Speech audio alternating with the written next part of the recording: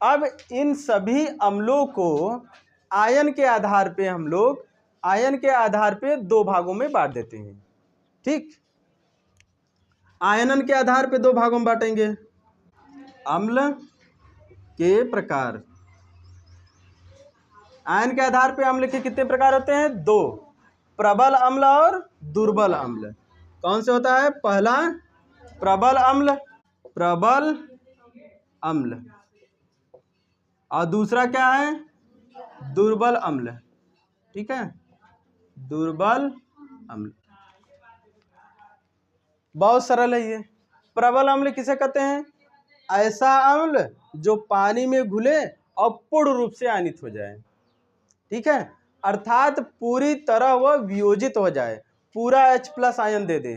ठीक है, कोई भी अणु इसका बचा न रह जाए, सब वियोजित होकर H+ आयन दे दे, तो उसे कहते हैं प्रबल अम्ल। ठीक है, क्या कहेंगे? वह अम्ल जो पूर्ण रूप से वियोजित हो जाते हैं, जिसे जल में घोलने पर वो पूरी तरह वियोजित हो जाएं। तब यहाँ दिमाग में आएगा ऐसे कौन कौन है। ठीक है, कौन कौन होएगा, कैसे पहचानेंगे? तो आपको क्रम पहचानना है, यहाँ पे यही तो याद करना है। आपको क्रम पहचानना है कि ये ज़्यादा होता है, इससे कम ये होता है, इससे कम ये होता है। ठीक है, तो उसका देखो क्रम लिखवाए होंगे। HCl, ठीक, फिर HNO3, कौन होता है? HNO3, फिर H2SO4। तो ये सभी क्या है? ये ज्यादा प्रबल है।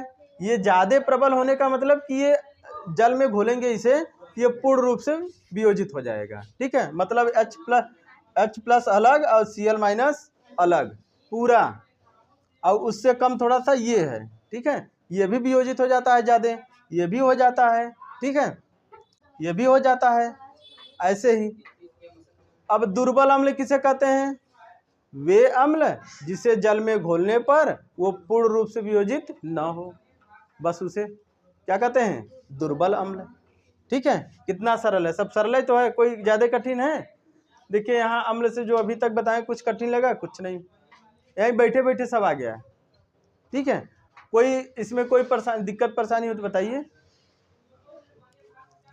दुर्बल अम्ल किसे कहते हैं? जिसे वैसे अम्ल जिसे जल में घोलने पर वह पूर्ण रूप से आयनित न हो, अर्थात वियोजित आयनित न हो। आयनित मतलब टूट जाना। पूर्ण रूप से आयनित अगर नहीं होता है तो उसे दुर्बल अम्ल कहते हैं। दुर्बल अम्ल क्या है? यही है, मतलब कार्बनिक अम्ल जितने होते हैं वो सभी दुर्बल अम्ल होते हैं। ठीक है, लगभग ये क्या है? सब दुर्बल अम्ल, ये सभी क्या है? दुर्बल अम्ल। ठीक, ठीक है, यहाँ तक क्लियर हुआ? कोई दिक्कत? कहीं पे कोई दिक्कत है तो बताइए, आगे बढ़े। चलिए अब एक चीज और थोड़ा सा समझ लीजिए। ये जो अम्ल होते हैं, अम्लों को हम लोग बढ़ते हुए और घटते हुए क्रम में समझ लेते हैं। ठीक है, सबसे ज्यादा अम्लीय कौन होता है? HCl। ठीक है, ध्यान रखिएगा। और इससे कम अम्लीय कौन होता है? HNO3। इससे कम अम्लीय H2SO4, याद कर लीजिए यहीं पे। इससे कम अम्लीय CH3COOH। इससे कम अम्लीय H2CO3। इससे कम अम्लीय HCOO, HCl कर दे, HCN। ठीक है, ये सभी हैं। ये क्या है? हाइड्रोक्लोरिक अम्ल, ये नाइट्रिक अम्ल, ये सल्फ्यूरिक अम्ल, ये एसिटिक अम्ल, साइनाइड वाले अम्ल हैं। ठीक है, तो ये सभी ऐसे हैं। ये जितने अम्ल हैं ये क्रम के अनुसार हैं, इनको याद करेंगे तो ये आपको बहुविकल्पी में हेल्प करेगा थोड़ा सा। ठीक है, कौन किससे कितना अम्लीय है, तो बहुविकल्पी वाला कवर हो सकता है आपका। ठीक, ये अम्ल का क्रम क्या है? बाएं से दाएं जाएंगे तो अम्ल की अम्लीयता घटती है, और दाएं से बाएं आएंगे तो अम्ल की अम्लीयता बढ़ती है, ठीक है, अम्लीयता बढ़ेगी। ठीक, एक चीज यहाँ पे थोड़ा इसके बारे में और जान लीजिए, ये जो है ये थोड़ा गैस फॉर्म में होता है।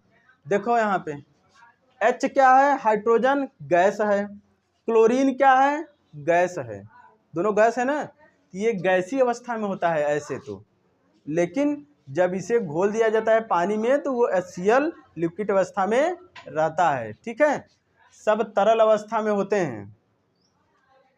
ठीक है, समझ में आया कि नहीं।